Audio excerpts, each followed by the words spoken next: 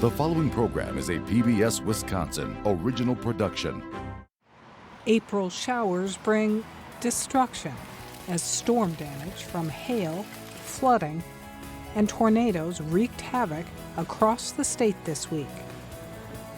I'm Frederica Freiberg. Tonight on Here and Now, we check in with the National Weather Service on what's been hit. Then Senator Ron Johnson gives his position on the war in Iran. And a PhD student back home in Iran provides an inside point of view of what it's like to live inside the warfare. And groups again bring a legal challenge to the Enbridge oil pipeline. It's Here and Now for April 17. Funding for Here and Now is provided by the Focus Fund for Journalism and Friends of PBS Wisconsin.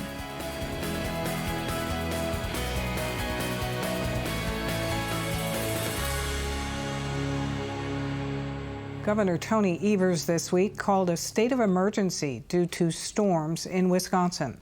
More than 20 counties are under flood warnings, and it just keeps storming. Hardest hit Milwaukee and southeast Wisconsin, and farther north toward Green Bay and into central parts of the state. Roads and highways have closed with sandbagging underway and more sopping messes in areas hard hit last August.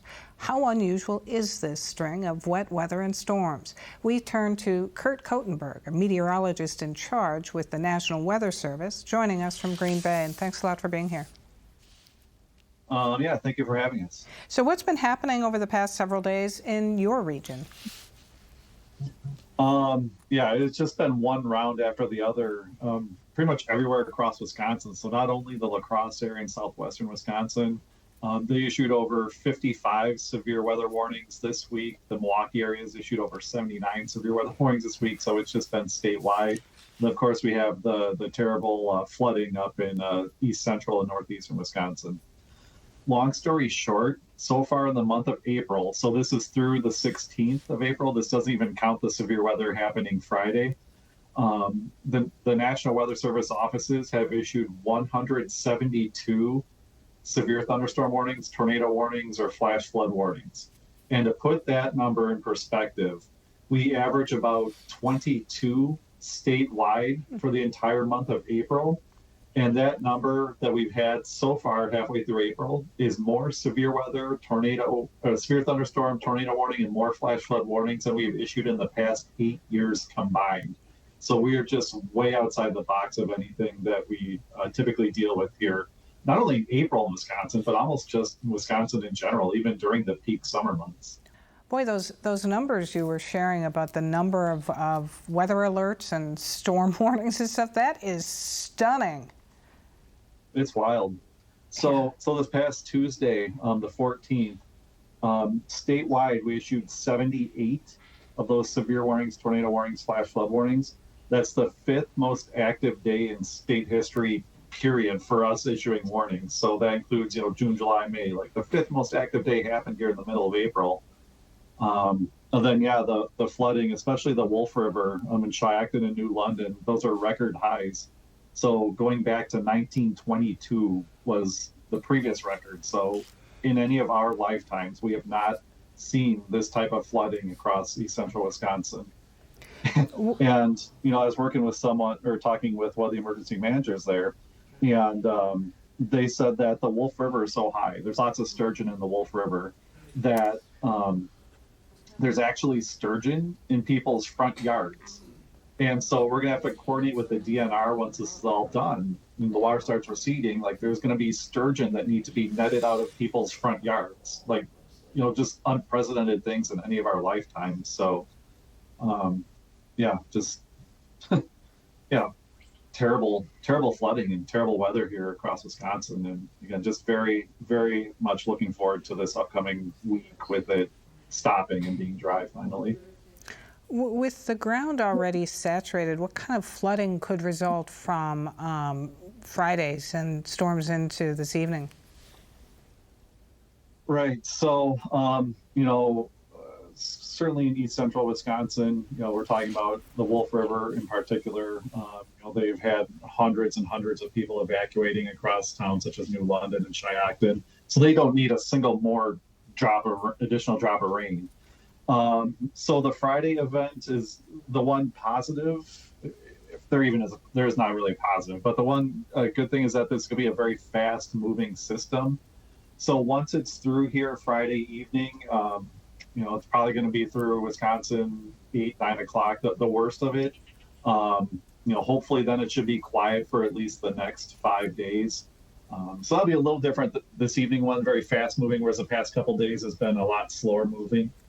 But after that, the kind of the light at the end of the tunnel is that we're not expecting rainfall here across the state really for the next 5 days. So this goes through probably into the Thursday of next week. So hopefully that'll give us a time to dry off and really start the cleanup and reparation process across Wisconsin.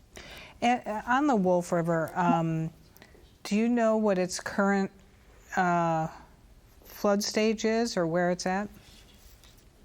Yeah, so it's in major flood stage at New London and Shiocton, and this is record. It's over 19 feet. Okay. So both of those locations have set record heights. Again, this is going back to the 1900s, Yeah. so in any of our lifetimes. Do you know how many people have been evacuated from various locales? As of Thursday, it was close to 2,000. And I believe that it is exceeded 2,000 as of Friday morning. And again, we'll see what happens with the Friday, once the Friday evening severe weather and heavy rain is done, what that number turns to on Saturday. For people like you monitoring this and putting out the warnings and seeing what's happening and seeing what's coming, how frightening is that? So after the tornado by Union Center on Tuesday, the National Weather Service in La Crosse went out Wednesday morning and did a damage survey.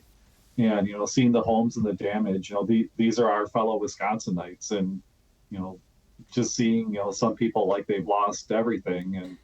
And so it weighs on us a lot too. And it also helps motivate us to really, this is why we do this, is to try to help keep these people safe and protected the best that we can. And then just seeing the impacts on the community, just reaffirms that what we're doing is important. And we're operating 24/7, 365. So, whatever we can do to help people stay safe weather-wise is what we're doing around the clock. Kurt Kotenberg out of Green Bay, thanks so much. No, thank you for having us. There is a new 10-day ceasefire between Israel and Lebanon, and we're into week 2 of a ceasefire with Iran. And new today, Iran announces the Strait of Hormuz is open. The temporary détente in the war with Iran comes in the midst of a buildup of U.S. forces having steamed into the region. Last week, we interviewed Democratic U.S. 2nd District Representative Mark Pocan, who called the U.S.-Israel war with Iran chaos piled on top of chaos. Tonight, we turn to Republican U.S. Senator Ron Johnson. And Senator, thanks very much for being here. Hello, Frederica. Thanks for having me on. So it seems to be welcome news that Iran has declared the Strait of Hormuz open. But what about Representative Pocan's comment that this war is chaos on top of chaos? Are you satisfied with the war planning that went into this and the move since?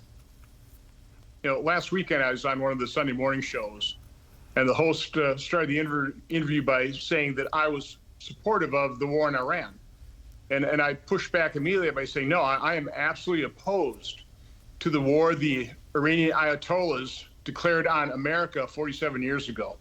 The fact that they have hundreds, probably thousands of Americans' blood on their hands, and obviously tens of thousands of their own citizens' blood on their hands. So what I'm supportive of is ending that war once and for all, ending the threat, ending the menace, ending any possibility that they could obtain a nuclear weapon, which could be existential to America. So yeah, is war messy? Is it chaotic? Sure. I don't like war, but we had to act before we weren't able to act, before they became a nuclear power, before they had so many missiles and so many drones, that taking this action would have devastated the region. It's been destructive enough. But again, I support President Trump's very difficult decision. This is good news. I think we have dramatically degraded Iran's capability to be a state sponsor of terror, to develop a nuclear weapon, to hold the Strait of Hormuz hostage. And I think this latest blockade is certainly showing or proving its worth in bringing Iran finally to the negotiating table and forcing them into what should be as close to unilateral disarmament and unconditional surrender as possible. And so you think it's a diplomatic course at this point, not a bombing course to, quote, finish the job as you've said you want to do?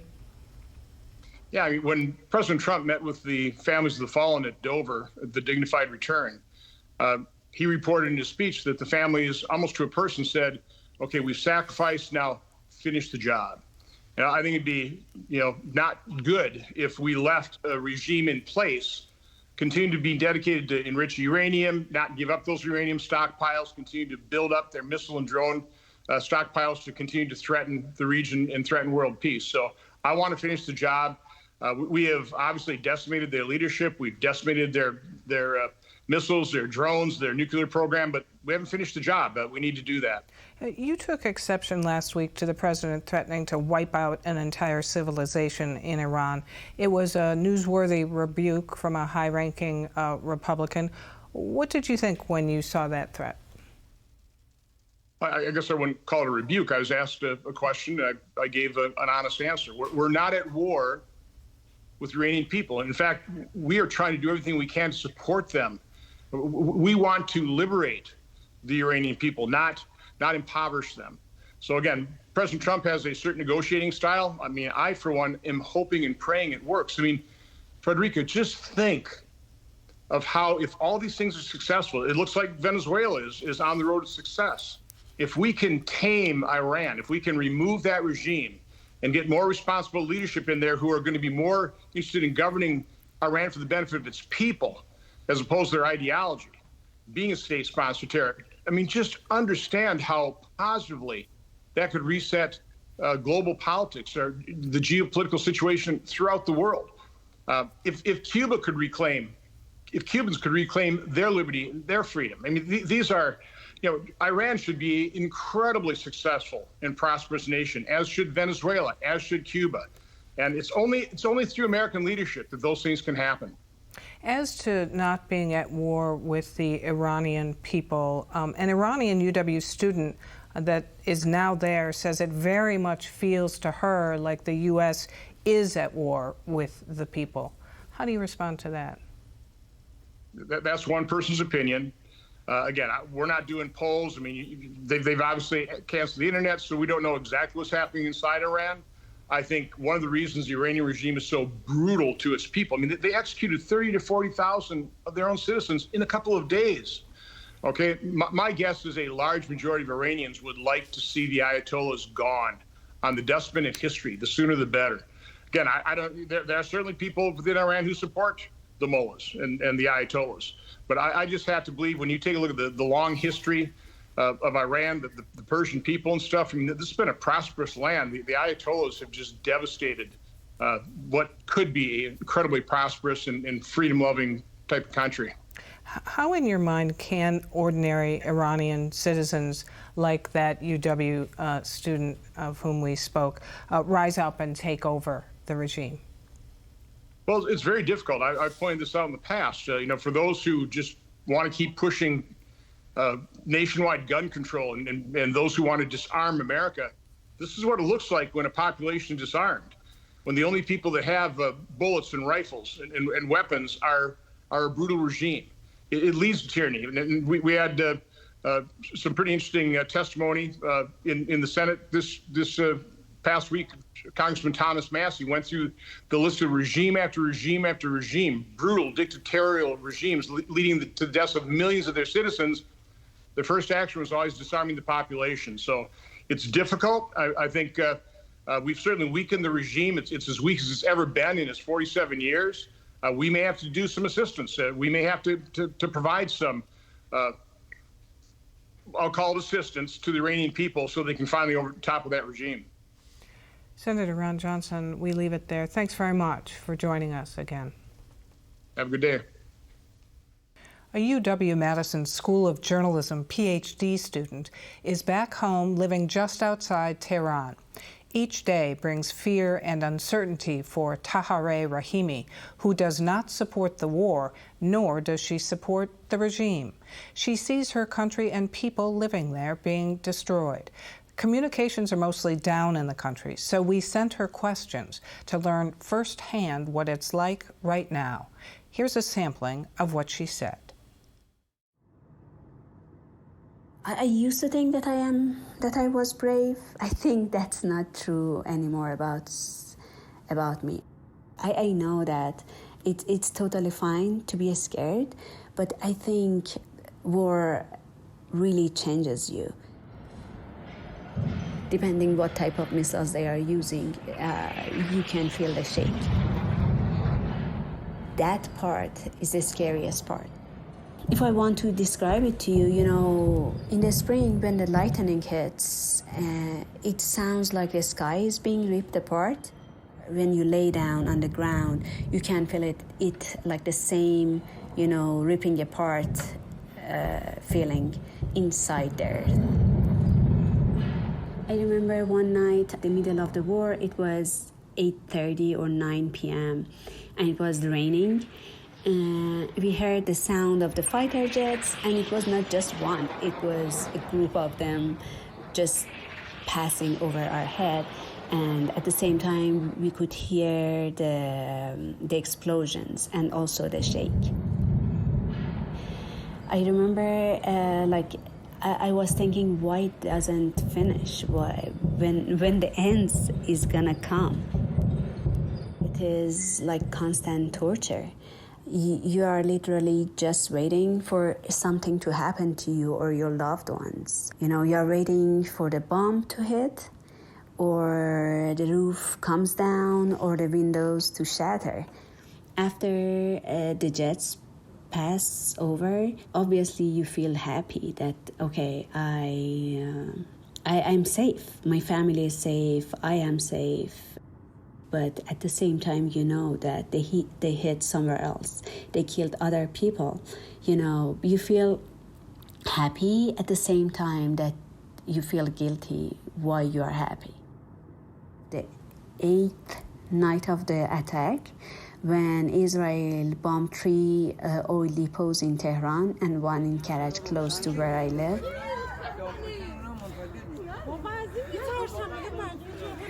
Tehran was covered under black smoke for hours. And then it was black rain coming down. It was raining black. You can just imagine how this can impact people's health, especially older people, and how it's gonna leave lasting damage on people's health, on water, and so on. U.S. and Israel, they have already destroyed my country. More than 2,000 people are killed. I don't like just to mention numbers, but the numbers are real. These people are blood and flesh, and they are not just characters in a computer game. More than 2,000 people are killed. Over 26,000 people are wounded.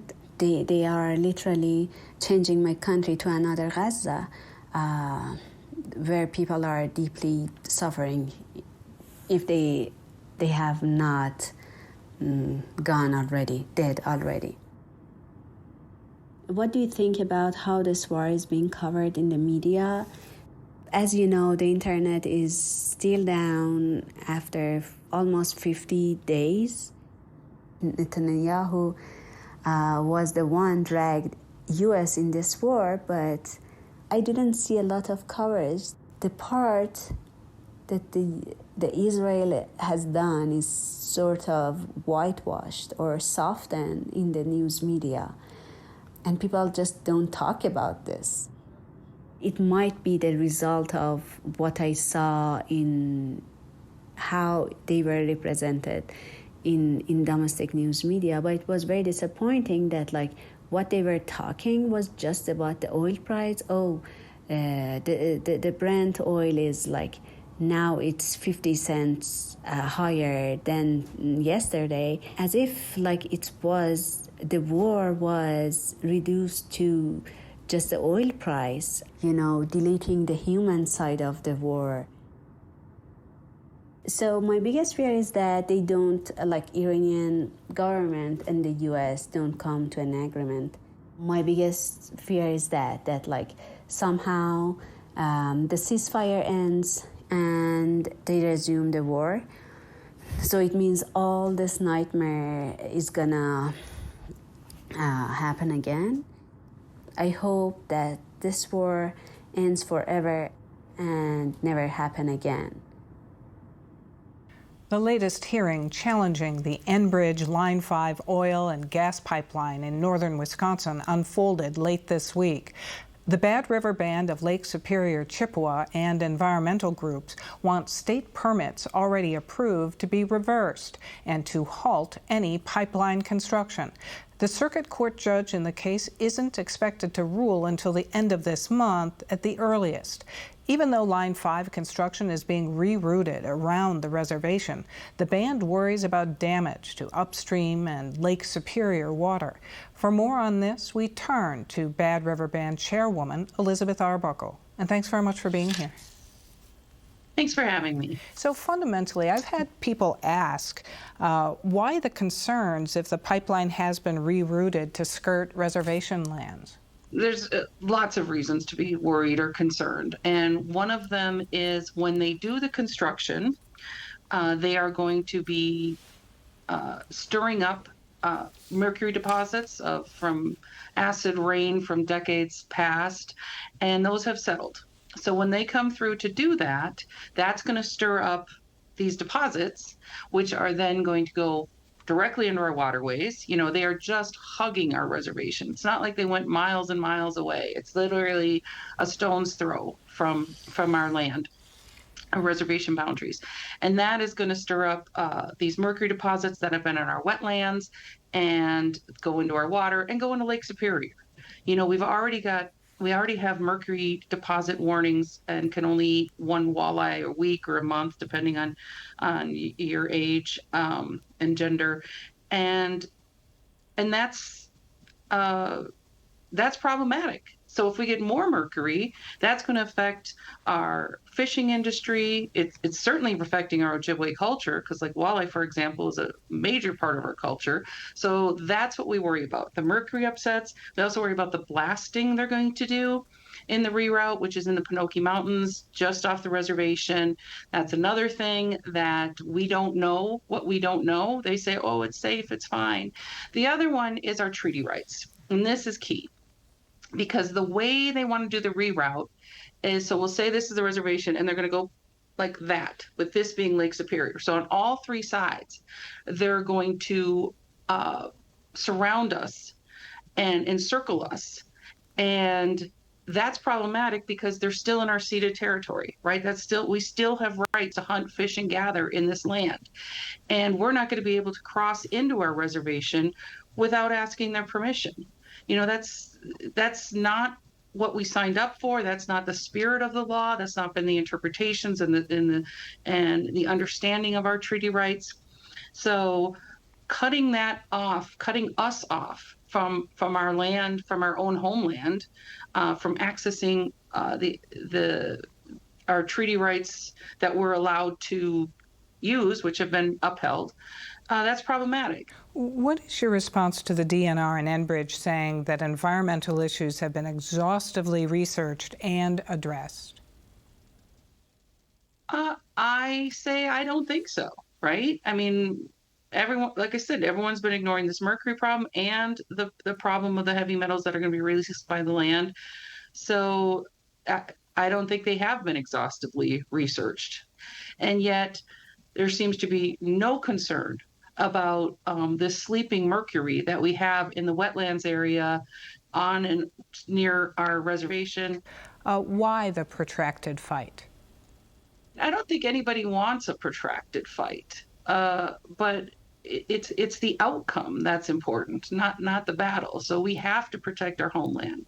We have to protect Lake Superior. We have to protect our treaty rights and those that that our fellow other Ojibwe bands in northern Wisconsin exercise and hold with us as well. Do you feel as though you will prevail? Yes, I have to believe we will prevail. In the end, we have to. The stakes are too high, right? I can't imagine not. We need to preserve Wisconsin, northern Wisconsin, Lake Superior, and we're on the front lines for that. And so we're willing to do that. It's like I said, it's even bigger than our reservation, right? It's even bigger than that because those waterways lead right to Lake Superior. So it's really important we all think and study and look and see what they're saying and work toward, stopping it. All right. Chairwoman Elizabeth Arbuckle, we leave it there. Thank you so much for your time. Thank you. Appreciate you having me. For more on this and other issues facing Wisconsin, visit our website at pbswisconsin.org and then click on the News tab. That's our program for tonight. I'm Frederica Freiberg. Have a good weekend.